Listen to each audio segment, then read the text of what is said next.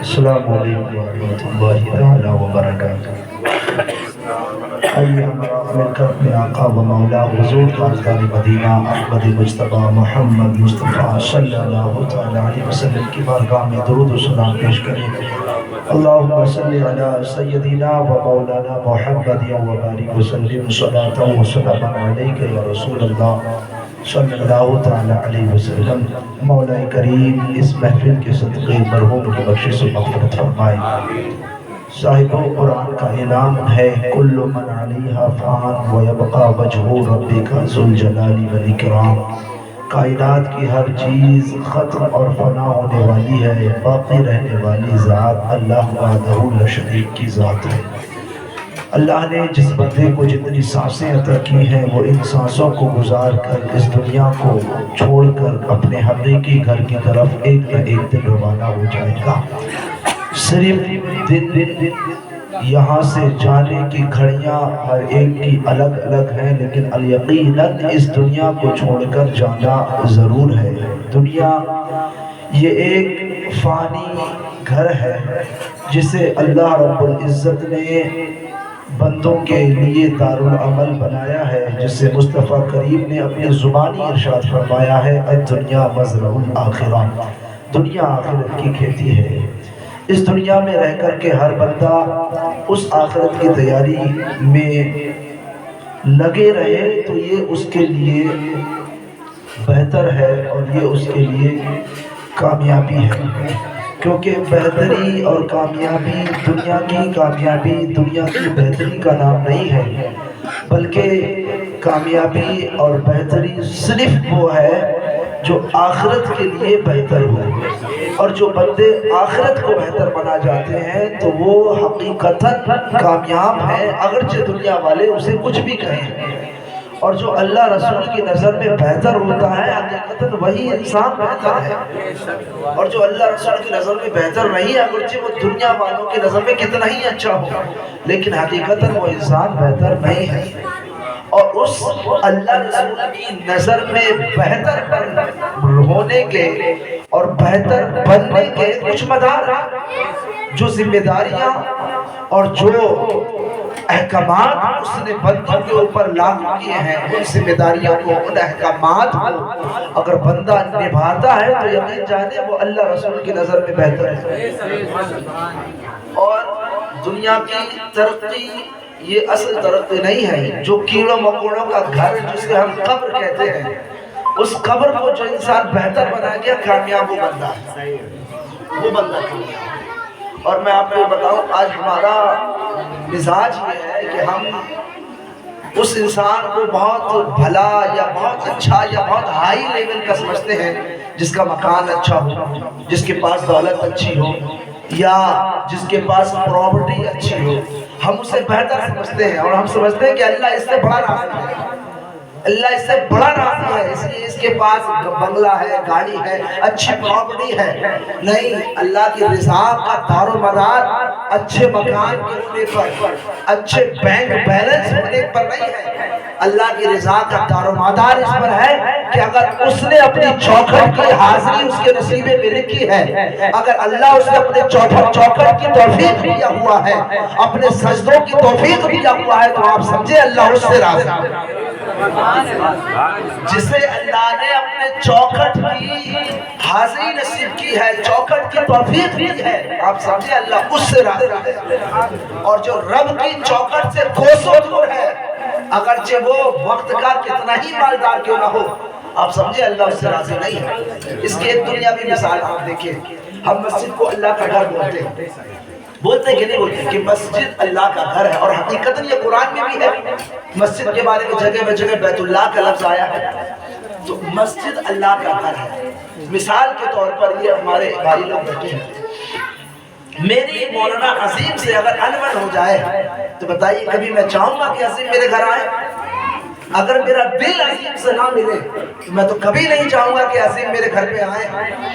تو سمجھ جاؤ اللہ جس سے ناراض ہوتا نا، اللہ جس سے ناراض ہوتا اسے اپنے گھر کی توفیق نہیں دیتا، وہ اپنے چوکھٹ پہ اسے بلاتا نہیں، اور جس سے راضی ہوتا ہے تو اللہ اسے سب سے پہلے سجدوں کی توفیق دیتا ہے، سب سے پہلے سجدوں کی توفیق دیتا ہے۔ تو یہ وہ چیزیں ہیں جسے ہم آئے دن اپنی آنکھوں سے دیکھتے ہیں، اور پھر یہ ہم اپنا ذرا سا غور فکر کریں تو ہم یہ ساری باتوں کو سمجھ سکتے ہیں۔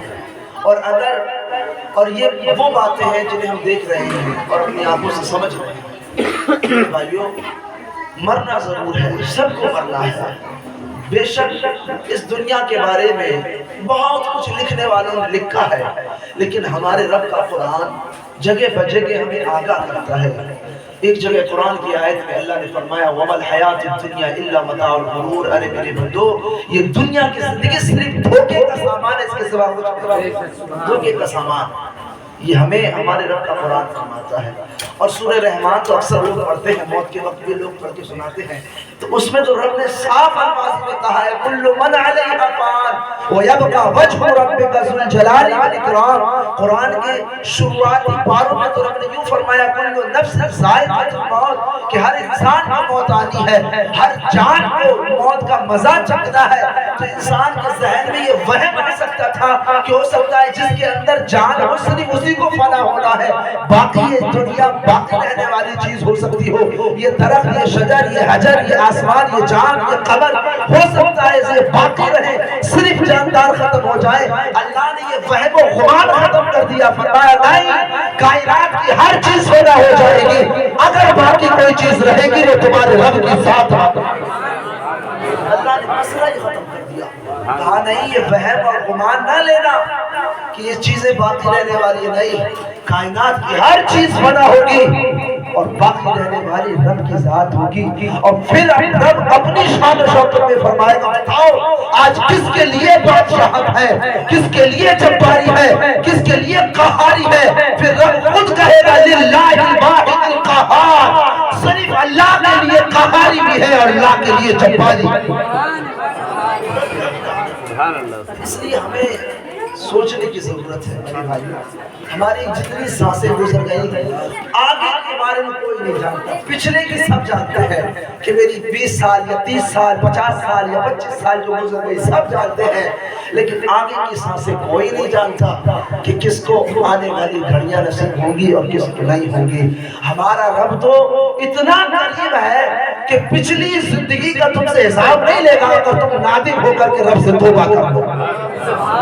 اگر تم ایک مرتبہ شرمندہ ہو کر اپنے گناہوں پر، اپنی خطاؤں پر تم رب سے دو آنسو آنکھ میں بھر کے کہہ دو کہ مالک جتنی گزری قبل اپنے تو معاف کر دے، تو ہمارا رب اتنا رحمان ہے، اتنا قریب ہے کہ پیچھے کا حساب نہیں لے گا، بلکہ ایک حدیث کا مفہوم یہ ہے کہ تمہاری پچھلی خطاؤں کو نیکیوں میں تبدیل،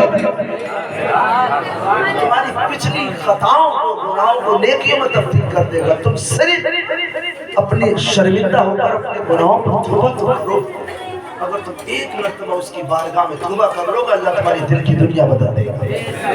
اور کامیاب انسان وہی ہے جو آخرت کو ہمیشہ پیش نظر رکھتا ہے، آخرت کو پیش نظر رکھتا ہے۔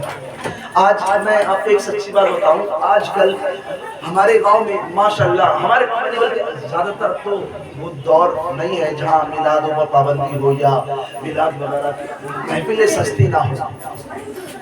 آج ہمارے گاؤں میں اکثر بیشتر شاید ہر مہینے آپ کو امام صاحب کے ذریعے یا عالموں کے ذریعے سے یہ وہ باتیں جو سنائی جاتی ہیں، آپ کی داڑھیوں کے سر کے بال سفید ہو گئے یہ باتیں سنتے سنتے کہ آخرت کی تیاری کرنے والا بندہ کامیاب ہے، آخرت کو پیش نظر رکھنے والا بندہ کامیاب ہے۔ اور پھر لوگ ادھر سے سنتے ہیں اور ادھر سے نکال دیتے ہیں۔ اس کی وجہ یہ ہے کہ آج لوگوں کو یہ لگتا ہے کہ ہو سکتا ہے یہ مولوی اپنی باتیں سناتا ہو سکتا ہے یہ اپنی باتیں، ان کا کہنا کام صرف سنانا ہے، ہمارا کام سننا نہیں۔ اللہ کی عزت کی قسم جب تمہاری یہ آنکھیں بند ہوں گی اللہ تمہاری آنکھوں سے سارے پردے اٹھا دے گا۔ حدیث پاک میں یہ مفہوم موجود ہے کہ مرنے کے بعد ہماری نگاہ یہاں سے بس دیوار تک کام کرتی ہے، اور مرنے کے بعد اللہ جب تمہارے سارے پردے اٹھا دے گا تو اپنی آنکھوں سے جنت کے نظارے بھی دیکھو گے، جہنم کے نظارے بھی دیکھو گے۔ اور جب اعمال تمہارے بد ہوں گے، نیکیاں اچھی نہیں ہوگی، جنت کا نظارہ دکھانے کے بعد تمہیں جہنم بھیج دیا جائے گا۔ اور جہنم یہ چھوٹے چھوٹے گھر کا نام نہیں ہے، یہ چھوٹی موٹی آزمائش کے گھر کا نام نہیں ہے جہنم. جہنم وہ چیز ہے کہ جیسی سزائیں اس میں رکھی گئی ہیں ویسی سزاؤں کا تصور بھی دنیا میں نہیں کیا جا سکتا. تصور ایک جھلک صرف جہنم کی سزا کی یہ بتائی گئی ہے. ایک جھلک بتایا گیا ہے بزرگوں کو. دیکھیے دنیا کی جو آگ ہے، جو آگ جس سے ہم کھانا پکاتے ہیں، جس سے ہم اپنی ضرورتیں پوری کرتے ہیں، دنیا بھی آگ. اس آگ کے بارے میں لکھا ہے کہ یہ دنیا بھی آگ اس جہنم میں جو آگ جل رہی ہے، اس آگ سے روزانہ رب کی پناہ مانگتی ہے. وہ کہتے ہیں مالک مجھے اس آگ سے دور رکھنا. تو ہم اندازہ لگائیں ہم اس دنیا بھی آگ کو برداشت نہیں کر سکتے تو جہنم کی آگ کیسے برداشت کر سکتے؟ ہمیں تو یہ آگ برداشت نہیں ہوتی تو وہ آگ کو کیسے برداشت کر سکتے؟ ارے آگ کی تو بہت دور کی بات ہے دوستو. ابھی جو موسم آ رہا ہے نا 1-2 مہینے کے بعد، آگ تو بہت دور کی بات ہے. جو 1 مہینے کے بعد جو موسم آ رہا ہے اس موسم کی گرمی تک سے برداشت نہیں ہوتی. جبکہ سینکڑوں ہزاروں میل دور وہ سورج ہے جس کی روشنی پھیلتی ہے اور ہم پریشان ہوتے ہیں. جب بندے سے اس کی شعاؤں کی روشنی، اس کی گرمی برداشت نہیں ہو سکتی تو بتاؤ بندے جہنم کی گرمی کیسے برداشت کر سکتے ہیں؟ اور پھر ہمارے عمل کتنے اچھے ہیں، ان عملوں کو ہم سے بہتر آج ہمارا وقت سب سے زیادہ کس میں خراب ہو رہا ہے؟ ادھر کی ادھر لگانے میں، ادھر کی ادھر لگانے میں. سمجھ رہے ہیں؟ جبکہ امام غزالی سے پوچھا، امام غزالی سے کسی نے پوچھا کہ امام غزالی علیہ رحمہ، امام غزالی علیہ رحمہ سے پوچھا کہ حضرت آپ بیان فرمائے کہ انسان کو قیامت کے روز سب سے زیادہ حسرت کس چیز سے ہوگی؟ پوچھا کہ حضرت بتائیں. کیونکہ امام غزالی اپنے وقت کے سب سے بڑے عالم تھے. لوگوں نے پوچھا کہ حضرت بتائیں ایک آدمی کو سب سے زیادہ حسرت قیامت کے دن کس چیز میں ہوگی؟ امام غزالی نے فرمایا آدمی کو سب سے زیادہ حسرت قیامت کے دن ان لمحوں پر ہوگی جن لمحوں کو اس نے یاد خدا سے غافل ہو کے گزارا ہوگا. فرمایا ان لمحوں پہ سب سے زیادہ غفلت ہوگی. اور پھر حدیثوں میں بھی یہ مفہوم ہے، بندے رب سے کہیں گے کہ مالک تیرا غضب ہم نے دیکھا، تیری رحمت ہم نے دیکھی، تو دنیا میں ایک مہلت دے دے، ہمیں دنیا میں جانے کی ایک مہلت دے دے، ایک لمحہ بھی تیری یاد سے دنیا میں جا کر کے غافل نہیں ہوئے تو دنیا میں دوبارہ تو آنا ہی نہیں ہے. جس کا رشتہ اس دنیا سے ختم ہوا پھر وہ دوبارہ نہیں آئے. جیسے ہمارے نبی نے فرما دیا الدنیا مزرع الآخرہ، یہ دنیا آخرت کی کھیتی ہے.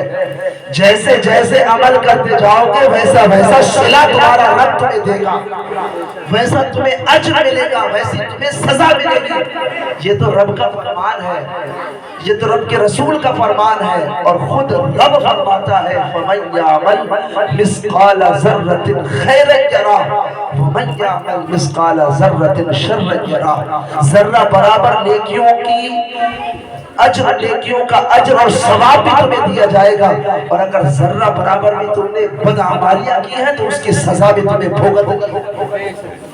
باتیں ہیں ہمیں سوچنا چاہیے. آئے دن ہم 40ویں تیجے کی محفلوں میں یہ باتیں سنتے ہیں. یار کبھی ہمارے دل میں یہ خیال نہیں آتا آج ہم کسی کی 40 میں بیٹھے ہیں، ہو سکتا ہے کہ بہت جلد ہمارے 40 میں لوگ آ کر کے بیٹھے ہوں. یار اس سے پوچھو جو منو مٹی کے نیچے دفن ہے اس کی حالت کیسی ہوگی، اس کے معاملات کیسے ہوں گے. قبر کے بارے میں مصطفیٰ کریم علیہ الصلوۃ والتسلیم نے ایک موقع پر ارشاد فرمایا اے میرے صحابہ سنو، قبر کے منظر جو میں جانتا ہوں، اگر تم پہ جاؤ تو تم اپنے بچوں کو چھوڑ دو، تم اپنی بیویوں کو چھوڑ دو، تم جنگل میں جا کر کے سر پر سجود ہو جاؤ اور تم پیشان کے سجدے میں رکھ کر کے رب کی یاد میں منافق ہو جاؤ. قبر کا وہ بھیانک منزل ہے، آخرت کی منازلوں میں سے سب سے سخت منزل اگر کسی کو بتایا گیا ہے تو وہ قبر کی منزلوں کو بتایا. سب سے سخت منزل قبر کی بتائی گئی ہے. اللہ کے پیارے نبی صلی اللہ تعالی علیہ وسلم کے پیارے صحابی جن کا نام حضرت عثمان غنی رضی اللہ تعالی عنہ، یہ وہ شخصیت ہے جنہیں دنیا میں رہ کر کے مصطفیٰ نے ایک بار نہیں کئی بار کہا تھا عثمان تم جنتی ہو. کئی بار کہا عثمان تم جنتی ہو. اور حضرت عثمان رضی اللہ تعالیٰ عنہ کا طرز عمل دیکھیں، آپ اللہ رسول کا پیغام لوگوں تک پہنچاتے، کبھی آنکھ میں آنسو نہیں آتا، لیکن جیسے ہی آپ قبرستان سے گزر کے جاتے تھے، کبھی کبھی یہ موقع آتا تھا لیکن قبرستان کے راستے سے گزرنا ہوتا تھا، جب آپ گزرتے تھے آپ کے ساتھی آپ کے ساتھ ہوتے تھے، قبر والوں کو دیکھتے آپ کی آنکھوں سے آنسو بہنا شروع ہو جاتے، آپ کی آنکھوں سے آنسو بہتے یہاں تک کہ داڑھی بھیگ جاتی۔ آپ کے ساتھیوں نے کہا عثمان کیا حال ہے؟ آپ اللہ رسول کا پیغام سناتے آنکھ سے آنسو نہیں نکلتا، لیکن جو ہی آپ قبر والوں کو دیکھتے آنکھ سے آنسو نکل جاتا ہے۔ حضرت عثمان غنی نے بیان کیا، اے میرے ساتھیوں سنو، میں نے مصطفیٰ کی زبان فیض ترجمان سے سنا ہے کہ قبر آخرت کی سب سے قریب منزل ہے، جو اسے پار کر گیا اللہ ساری منزلوں کو آسان کر دیتا ہے، اور جو اس میں پھنس گیا تو ساری منزلیں اس کے اوپر سخت ہو جائے۔ ہمیں اس قبر کی فکر نہیں، ہمیں دنیا کی ہر چیز کی فکر ہے، ہمیں دوسروں سے مقابلہ کرنے کی فکر ہے کہ وہ اتنا آگے بڑھ گیا، نہیں میں تو اس سے بھی آگے جاؤں گا، ہمیں دوسروں کی برائیاں کرنے کی فکر ہے، ہمیں دوسروں کی غیبت کرنے کا وقت ہے، ہمیں اماموں عالموں کی برائیاں کرنے کا وقت ہے۔ نہ جانے کتنے ایسے لوگ جو اماموں کے پیچھے پڑے رہتے ہیں، یہ پھلا عالم صاحب ایسے ہیں، پھلا مولوی صاحب ایسے ہیں، یار ان کو چھوڑ یہ عالم صاحب مولوی صاحب اپنی قبر میں جائیں گے، تم اپنی قبر میں جاؤ گے، تم چغلیاں کر کے غیبت کر کے اپنی آخرت خراب نہ کرو۔ چغلی اور غیبت یقیناً عالم صاحب نے اگر گناہ کیا ہے اس کی سزا عالم صاحب کو ملے گی، امام صاحب نے گناہ کیا ہے اس کا حساب امام صاحب کو دینا ہوگا، لیکن اگر تم نے چغلی کی ہے تو چغلی کے بارے میں مصطفیٰ نے فرمایا لا يدخل الجنہ نمام، چغلی کرنے والا بندہ کبھی جنت میں داخل نہیں۔ گناہ کرنا ایک الگ گناہ ہے، گناہ کرنا عظیم گناہ ہے، ان گناہوں کی سزائیں رکھی گئی ہے، لیکن مصطفیٰ نے چغلی کرنے کے بارے چغلی کرنے والوں کے بارے میں فرمایا کہ چغلی کرنے والا بندہ جنت میں داخل نہیں ہوگا۔ تو یار دوسروں کی چغلیاں کرنے سے بچو، دوسروں کی غیبتیں کرنے سے بچو، یہ انتہائی مذموم کام ہے، انتہائی برا کام ہے، ایسا کام ہے جو تمہیں جنت کی خوشبو تک سے دور رکھ دے گا۔ اس لیے ان تیجوں اور چالیسووں کی محفلوں سے یہ ضرور خیال لیا کرو، نہ جانے ہمارا کب تیجا ہو جائے، ہمارا کب چالیسواں ہو جائے۔ اس لیے میرے بھائیوں آپ سے گزارش میری ہر محفل میں یہی ہے ایک بات کی کہ آپ اللہ رسول کے نیک بندے بن جائیں، ہم مسلمان ہیں تو ہم سچے مسلمان بن جائیں، یہ ہماری آپ سے گزارش ہے۔ اور خدا کی قسم ہر عالم کے دل میں تمہارا درد ہوتا ہے، ہر عالم کے دل میں، کیوں؟ کیونکہ وہ اللہ رسول کا پیغام پڑھتا ہے، سمجھتا ہے، سنتا ہے، وہ جانتا ہے کہ قبر سے لے کر کے حشر تک کے سارے معاملات بڑے سخت ہیں، بڑے سخت۔ حدیث پاک میں یہ لکھا ہوا ہے کہ اللہ بندے کو سامنے کھڑا کرے گا اور اس وقت تک ہٹنے نہیں دے گا جب تک اس سے چار باتیں پوچھ نہیں لے گا۔ وہ تم سے تمہاری عمر کے بارے میں پوچھے گا، تمہاری دولت کے بارے میں پوچھے گا، ساری چیزوں کا حساب تم سے لیا جائے گا۔ ان عالموں نے، ان علماء نے پڑھا ہے، اور بندے کا رب کے سامنے کھڑے ہو کر کے حساب و کتاب دینا بڑا مشکل رہا ہے۔ ہم تو صرف من مٹی بس اٹھائے، مٹی ڈالے، منہا خلقناکم کو کہہ کر چلے آئے، اس کے بعد جو اس کی دنیا شروع ہوتی ہے اس دنیا کا حال اللہ رسول ہی بہتر جانتا ہے۔ وہ دنیا بڑی سخت ہے، یہ دنیا تو 60 سالہ 70 سالہ زیادہ سے زیادہ 100 سالہ، 100 سال کے بعد تو لوگوں کو ہوش بھی کم رہتا ہے، اگر کوئی 100 سال تک پہنچ جائے تو بس 100 سال تک کی زندگی اور دنیا جس کو ہم نے عیش و آرام کا بنا لیا ہے، جبکہ حقیقی زندگی، حقیقی دنیا قبر کی دنیا ہے جسے ہم نے آج برباد کر۔ اس لیے ضرورت ہے میرے بھائیوں، ہم مسلمان ہیں، ہم مسلمان بن جائیں، ہمیں ہمارا اسلام جن کاموں کو کرنے کا حکم دیتا ہے ہم ان کاموں پہ چلیں۔ یقین جانے اللہ تمہیں اتنی عزتیں دے گا، اتنی عزتیں دے گا کہ تم سے سنبھالی نہیں جائیں گی، اور بعد وفات تمہاری آنکھیں ادھر بند ہوگی، مصطفیٰ مسکرا کے تمہیں اپنی باہوں میں بھر لے گا۔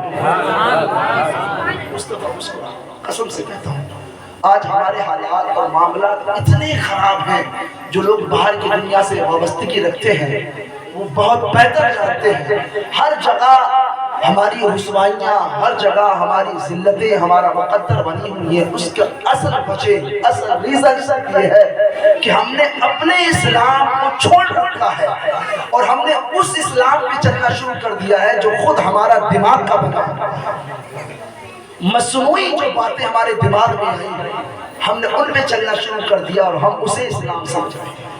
اسلام یہ نہیں، اسلام وہ پاکیزہ مذہب ہے جو تمہاری ہر لمحہ، ہر گھڑی، ہر موقع پر رہنمائی کر رہا ہے۔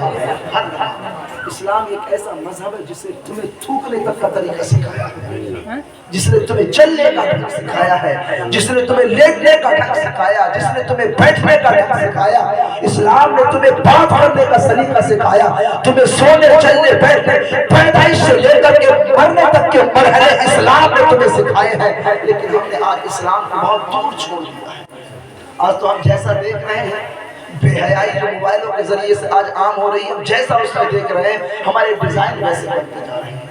اکثر گھروں کا یہ مسئلہ ہے، ہر گھر تو مناسب نہیں ہے لیکن اکثر گھروں کا مسئلہ یہ ہے، ہمارے بال بھی ویسے ہی کٹ رہے ہیں جیسے موبائل میں دکھائے جا رہے ہیں، ہماری پینٹیں، ہمارے کپڑے بھی ویسے ہی ہو رہے ہیں جیسے ہم موبائلوں میں دیکھ رہے ہیں، ہمارے اسٹائل، ہماری بہن بیٹیوں کے، ہمارے گھر کے بچیوں کے اسٹائل اور طریقے وہ ہیں جو موبائلوں میں ہم دیکھ کر کے سیکھ رہے ہیں، اور ماں باپ اس پہ خاموش ہیں۔ وہ کیا سمجھتے ہیں کہ ہم بچ جائیں گے، ہم بچ جائیں گے؟ ہمارے بچے بے حیائی کریں موبائل لے کر کے، ہماری بچیاں بے حیائی دیکھیں موبائل لے کر کے، فیشن دور میں کپڑے پہنے، بال بنائیں، اور ہم سمجھیں کہ ہم بچتے رہیں گے۔ یہ زمانہ یہ کہیں کہ فلاں بڑا ترقی یافتہ دور والا ہے، بڑا ترقی کرنے والا نہیں۔ اس میں ماں باپ بھی پکڑے جائیں گے، بھائی بھی پکڑے جائیں گے، بچیں گے نہیں۔ اس لیے، اور ایک بات یاد رکھیں، ماں باپ کی جب رضامندی ہوتی ہے، یہ خاموشی ہوتی ہے، اولاد تب بگڑتی ہے۔ اولاد پیدا ہوتے نہیں بگڑتے، اولاد تب بگڑتی ہے جب ماں باپ بگاڑتے ہیں۔ جن کے بچے بھی بگڑے ہیں اس میں اصل ہاتھ ماں باپ کا ہی ہوتا ہے، ماں باپ کا۔ ظاہر سی بات ہے، جس بچے نے تمہارے گھر میں آنکھیں کھولی، وہ اپنے باپ کو داڑھی والا دیکھے گا، بچے کے دل میں شوق پیدا ہوگا کہ میں داڑھی رکھوں۔ جب باپ سنائے گا کہ بیٹے یہ اس لیے ہے کہ یہ میرے اور تیرے نبی کی سنت ہے، اس کے دل میں شوق پیدا ہوگا کہ نہیں مجھے بھی رکھنا ہے۔ جب وہ باپ کو سجدہ کرتے دیکھے گا تو اس کے دل میں نماز پڑھنے کا شوق پیدا ہوگا، یار میرا باپ سجدہ کرتا ہے میں بھی نماز پڑھوں، اور باپ بھی کہے گا بیٹے نماز پڑھنا ہے اس لیے کہ یہ رب کی بندگی ہے۔ جب وہ اپنے باپ کو، اپنی ماں کو دیکھے گا کہ یہ کسی کے ساتھ جھوٹ نہیں بولتے، یہ کسی کے ساتھ دھوکہ دھڑی نہیں کرتے، اس کے دل میں سچ سے پیار، جھوٹ سے نفرت پیدا ہو جائے گی۔ لیکن ہم جس گھر، جس ماحول میں پیدا ہوئے ہیں، ہم نے دیکھا یہ ہے کہ باپ بھی کلین شیپ ہے، دادا بھی داڑھی منڈا ہے، جھوٹ کا چشمہ یہی سے ابھر رہا ہے۔ فریب، دھوکہ بازی میں جب پروان زندگی چلتی ہے تو پھر خیالات آوارہ ہوتے ہیں، اور جب خیالات آوارہ ہوتے ہیں پھر کسی مولوی کا تعویذ یا کسی پیر کی دعا کام نہیں کرتا، سمجھ رہے ہیں؟ جبکہ تم نے 1000 مرتبہ سنا ہے ماں باپ کی دعا ٹالی نہیں جاتی، لیکن ماں باپ کے پاس اب وہ زبان ہے جو قبول نہیں، کیوں؟ جھوٹ سے، خیانت سے، فریب سے، دھوکہ بازی سے یہ گندی کر رکھی، اور پھر اسی گندی تربیت کا نتیجہ یہ ہے کہ وہ تمہیں ایک لمحہ بھی عزت دینے کے لیے تیار نہیں ہے۔ ایک لمحہ بھی اولاد باپ کو، ماں باپ کو عزت دینے کے لیے تیار نہیں ہے۔ یہ وہ بات ہے، یہ تم بہت بہتر جان رہے ہو، کون کس کو کتنی عزت دے رہا ہے بہت بہتر جان رہے ہو، شادی کے بعد کون کس کو کتنا پیار کر رہا ہے یہ بھی تم جان رہے ہو۔ تو یہ سب شروع کی بنیاد خراب ہوتی ہے، تم اچھے سے جانتے ہو۔ ہم نے یہ گھر بنایا، اگر ہم اس کی بنیاد بہتر نہیں کریں تو یہ عمارت بس 2-4 سال کی ہے، رہ جائے گا۔ تو اگر تم یہ چاہتے ہو، یہ میرے ہر بندہ یہ چاہتا ہے کہ اولاد میرے بڑھاپے کا سہارا ہے، یہ تو بڑے بڑے کہتے ہی نا، اور اولاد بڑھاپے کا سہارا اس وقت بنے گی جب تمہاری تربیت ہوگی۔ نہ تم یہ جان رہے ہو بڑھاپے میں بس بڈھے کا چارپائی دروازے پڑا ہے، اور اس کا نتیجہ یہ ہے کہ تم نے اپنے خون کو سینچا نہیں کیا، تمہارا خون تم سے وفا نہیں کر رہا۔ اس کی وجہ یہ ہے کہ خون اس میں گندا بھرا ہوا ہے، نہ اپنے جسم کا ایک گوشت کا ٹکڑا وہ اپنے جسم کو نہ دیکھے۔ یار یہ سمجھ میں آنے والی بات ہے نہیں ہے یار، ہمارا خون، ہمارے خون پسینے کی بنائی ہوئی، اس کے اندر طاقت، ہمارے جسم کا ٹکڑا وہ تمہیں دیکھنے کے لیے تیار نہیں ہے، وہ تمہارا حال پوچھنے کے لیے تیار نہیں ہے۔ پرسوں عید گزری، درجنوں کو میں جان رہا ہوں جس نے اپنے باپ سے عید تک نہیں ملی۔ اب مجھے بتاؤ یار، انہوں نے اپنے باپ سے عید تک نہیں ملی ہے، اب مجھے بتاؤ باپ غلط کہ بیٹا غلط؟ اب کیا کہوں، بیٹا غلط، بیٹا پہلے آیا کہ باپ پہلے آیا؟ باپ پہلے آیا تو پھر بیٹا کیسے ملا؟ باپ غلط، کیونکہ اس نے تربیت بہتر نہیں کی، اس نے ماحول بہتر نہیں دیا، اس کا ذہن بہتر نہیں بنایا، اس کی تربیت اسلامی ماحول میں نہیں ڈالی، اس نے اسلام کی محبت، اسلام کے طور طریقے نہیں سکھائے۔ اگر وہ سکھاتا تو ضرور اس کے اندر ماں باپ کا بھی پیار ہوتا، اس کے اندر ان کا ادب و احترام بھی ہوتا، اس کے اندر سلیقہ بات کرنے کا طریقہ بھی ہوتا۔ اب اگر یہ سب کچھ ہے تو تمہارے خود کی ماں پیر میں ماری ہوئی کلاڑی ہے، خون نکلتا ہے تو پھر افسوس نہیں کرنا چاہیے۔ اس لیے اپنے بچوں کو اسلامی ماحول دو، اسلامی تربیت کراؤ، اسلامی ماحول ہوگا، اسلامی تربیت ہوگی، اور ان کے رگوں میں بہنے والا پاکیزہ کمائی کا پاکیزہ خون ہوگا۔ یقین جانو وہ تم سے وفا کریں گے، یقین جانو وہ تمہاری قدر کریں گے، وہ تمہارے بڑھاپے کا سہارا بنیں گے، وہ تمہاری عزتیں کریں گے، اور جب وہ عزتیں کریں گے تمہاری آخرت بھی بہتر ہوگی، تمہاری دنیا بھی بہتر ہوگی۔ بس زیادہ گفتگو نہ کرتے ہوئے حضرت سے کچھ باتیں ماشاءاللہ ہمیں اور آپ کو سننے کی یہ سعادت حاصل ہوگی۔ کچھ اشعار موت کے حوالے سے میں نے بتایا تھا کہ آخرت کی ترقی ہی اصل ترقی ہے، اور یہ دنیا، یہ دولت، یہ مکان، یہ ساری چیزیں ہمیں چھوڑ کر یہاں سے جانا ضرور ہے، اور جانا ہے تو جانا کہاں ہے؟ ایسا بھیانک گھر جہاں اکیلے رہنا ہے۔ شاعر نے کہا عزیزہ یاد کر جس دن کے اسرائیل آئیں گے، عزیزہ یعنی اے پیارے یاد کر جس دن کے حضرت اسرائیل آئیں گے، نہ جائے گا کوئی تیرے ساتھ، اکیلے ہی تجھے جانا ہے۔ اور وہ مسئلہ صحیح ہے، اکیلے ہی اس قبر کے اندر جانا ہے۔ فرمایا دلا غافل نہ ہو یکدم یہ دنیا چھوڑ جانا ہے۔ ایک ہی دم چھوڑ دینا، بہت سے تو ایسے شام کو سوئے اچھے بھلے، صبح کو مردہ ہونا پھر۔ ہر بندہ بیمار ہو کر نہیں مرتا، یہ نہیں ہے کہ مجھے پہلے بخار آئے گا، میں ہاسپٹل میں بھرتی ہوں گا تب کہیں مروں گا، نہیں۔ موت یہ نہیں دیکھی کہ پہلے سے بیمار کیا جائے، یا سے بوڑھا کیا جائے تب اسے موت آئی۔ بہت سے جوانی میں چلے گئے، بہت سے بچپن میں چلے گئے، اور بہت سے اچھے بھلے چلے گئے۔ کہا کہ دلا غافل نہ ہو یکدم یہ دنیا چھوڑ جانا ہے، باغیچے چھوڑ کر خالی، باغیچے چھوڑ کر خالی، زمین اندر سامانا ہے، باغیچے چھوڑ کر خالی، زمین اندر سامانا ہے۔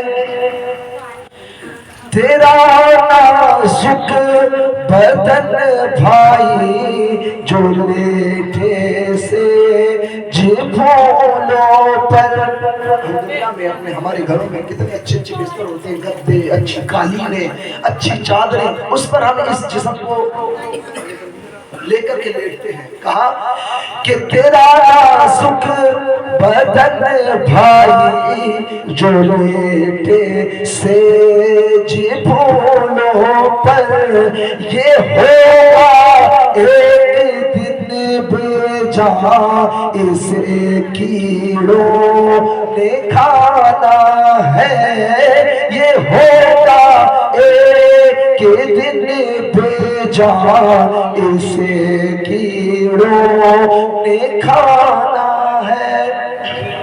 اور آج ہمیں تو موت کی یاد ہی نہیں آتی، اللہ ماشاءاللہ کچھ اللہ کے ایسے بندے بھی ہوں گے جنہیں موت یاد آتی ہوگی، لیکن زیادہ تر لوگوں کا حال یہ ہے کہ انہیں تصور نہیں آتا کہ ہمیں مرنا ہے کہ نہیں مرنا ہے۔ اور یہ بات اس لیے ہے، ہمارے نبی پاک صلی اللہ تعالیٰ علیہ وسلم کی حدیث ہے، اللہ نے جب موت کو پیدا فرمایا تو اللہ نے اللہ وحدہ شریف نے جب اس دنیا کو پیدا کیا، دنیا کے انسانوں کو، اور پھر اس دنیا کے انسانوں کو پیدا کرنے کے بعد اللہ نے فرمایا میں انہیں زمین میں بساؤں گا، تو پھر فرشتوں نے کہا مالک یہ سارے لوگ اگر جا کے زمین میں بس جائیں گے تو زمین میں تو کوئی جگہ ہی خالی نہیں رہی۔ تو پھر اللہ نے فرمایا نہیں، میں ان کے درمیان موت پیدا کروں گا، موت۔ تو پھر فرشتوں نے پھر عرض کی، یار اے مالک مولا، اے رب العلا، جب تو موت پیدا کر دے گا تو انہیں تو ہمیشہ موت کا ٹینشن ان کی خوشی کو غم میں بدلتا رہے گا، انہیں تو کبھی خوشی ملے گا ہی نہیں، موت کی فکر، موت کا غم ان کی خوشی کو غم میں بدل دے گا۔ تو پھر رب نے فرمایا نہیں، میں ان کے درمیان آرزو کو پیدا کروں گا، کسے؟ امید کو پیدا کروں گا، آرزو کو پیدا کروں گا، یہ امیدوں کے ساتھ جیتے رہیں گے اور انہیں خبر ہی نہیں ہوگا ان کی موت کا وقت کتنا ان سے قریب آ گیا۔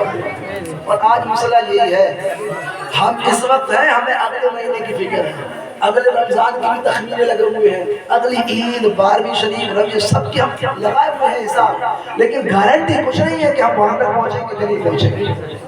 کہا تو اپنی موت کو مت بھول کر سامان چلنے کا، تو اپنی موت کو مت بھول کر سامان چلنے کا، زمین کی خاک پر سونا ہے اینٹوں کا سرہانا ہے، زمین کی خاک پر سونا ہے اینٹوں کا سرہانا ہے، نہ پہلی ہو سکے بھائی نہ بیٹا باپ مائی، تو کیوں پھرتا ہے سودائی، عمل نیکام آنا ہے۔ آج ماں باپ، زیادہ تر لوگوں کا حال یہ ہے کہ وہ اپنے اولاد کے لیے مال اکٹھا کرنے میں وہ اپنی آخرت خراب کر رہے ہیں، انہیں نہ نماز کی فکر، نہ روزہ کی فکر، نہ کسی چیز کی فکر، بس اکٹھا ہوتا رہے میرے بچے سکون سے جیے، جبکہ یہ پتہ نہیں یہی بچے یہ تمہارا طرز عمل دیکھ کے بڑھاپے میں تمہیں بس دوری رکھ دیں گے، اور جب تمہارا طرز عمل ان کے سامنے یہ ہوا کہ تم نمازیں بھی پڑھو، روزے بھی رکھو، اسلام کے کام بھی انجام دو، اور پھر بچوں کو حلال اور پاکیزہ طیب رزق کا ایک لقمہ کھلاؤ تو وہ پاکیزہ خون بنے گا، تمہارا ادب و احترام ان کے خون میں بہتا ہوا چلا جائے۔ کہاں ہے سورہ نمرودی، کہاں ہے تخت فرعونی، کیسے طاقتور بادشاہ، کہاں ہے زور نمرودی، کہاں ہے تخت فرعونی، گئے سب چھوڑ کر یہ فانی، اگر نادان دانا ہے، گئے سب چھوڑ یہ فانی، اگر نادان دانا ہے، جہاں کے شغل میں شاغل، خدا کے ذکر سے غافل، جہاں کے شغل میں شاغل، خدا کے ذکر سے غافل، کرے دعویٰ کہ یہ دنیا میرا دائم ٹھکانہ ہے۔ آخری بات دیکھیں، غلام ایک دم نہ کر غفلت، حیاتی پر نہ ہو غرہ۔ آپ کو ہمارے جسم میں طاقت ہے، یہ زندگی ہے تو ہم تو اترائے نہیں سمجھتے، اپنی طاقت پھولے نہیں سمجھتے۔ کہا غلام ایک دم نہ کر غفلت، حیاتی پر نہ ہو غرہ، خدا کی یاد کر ہر دم کہ جس نے کام آنا ہے، دلا غافل نہ ہو یکدم یہ دنیا چھوڑ جانا ہے، باغیچے چھوڑ کر خالی زمین اندر سمانا ہے۔ اللہ رب العزت کی بارگاہ میں دعا ہے مرحوم کی بخشش و مغفرت فرمائے اور ہم سبوں کو بطفیل مصطفیٰ اپنی قبر کی تیاری کی توفیق نصیب فرمائے۔ السلام علیکم ورحمۃ اللہ تعالی وبرکاتہ۔ آئیے